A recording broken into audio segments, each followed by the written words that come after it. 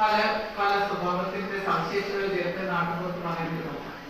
അപ്പോൾ അതാണ് ഇതിന്റെ ചരിത്ര പശ്ചാത്തലം 2012 നമ്മൾ മറക്കാത്തൊരു കേസുണ്ട്. ഡൽഹിയിൽ ഒരു പെൺകുട്ടിയെ റേപ്പ് ചെയ്ത് ഓർമ്മയുണ്ടോ? ബസ്സിനുള്ളിൽ അതിന് നമ്മുടെ കേരളം പുസ്തകം കൊണ്ടാടുന്നതാണ്.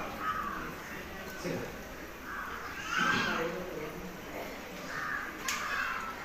അവളാ പുഴ പോലൊരു പുഴയാണല്ലോ, അവളാ കടൽ പോലൊരു കടലാണല്ലോ, അവളാ പുഴ പോലൊരു പുഴയാണല്ലോ, അവളാ കടൽ പോലൊരു കടലാണല്ലോ.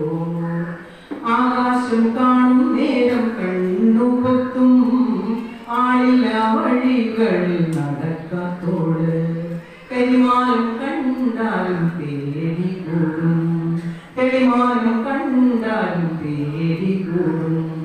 അവളിന്നേ വരെ അന്തി കണ്ടിട്ടില്ല, അവളെ കുറിച്ചൊന്നും കേട്ടിട്ടില്ല, അവളാ കിളിമാറിൽ തുറന്നിട്ടില്ല, തോണി നിലാവിൽ തുഴഞ്ഞിട്ടില്ല. ചന്ദ്രത്തിറയൊത്ത നെറ്റിമേല് മര്യാദ കുറിയേഴും വരഞ്ഞിട്ടുണ്ട്, അടിതൊട്ടു മുടിയോളം പൊതിഞ്ഞിട്ടുണ്ട്, അനുവാദം ചോദിച്ചു ചിരിക്കുന്നുണ്ട്.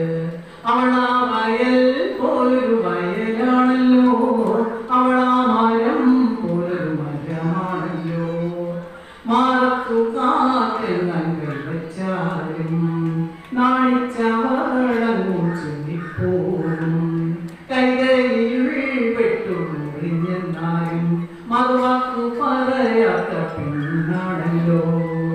ഭൂമിയറിയാതെ നടക്കുന്നോള് മകളെന്നു ചെല്ലപ്പേര്. എന്നിട്ടും അവളെന്നു കരയുന്നല്ലോ, കണ്ണീരൽ കുതിരുന്ന മണ്ണായല്ലോ. അവളെങ്ങും തനിയെ പുറപ്പെട്ടില്ല, അവളമ്മ വാക്കിനെ മറുത്തിട്ടില്ല,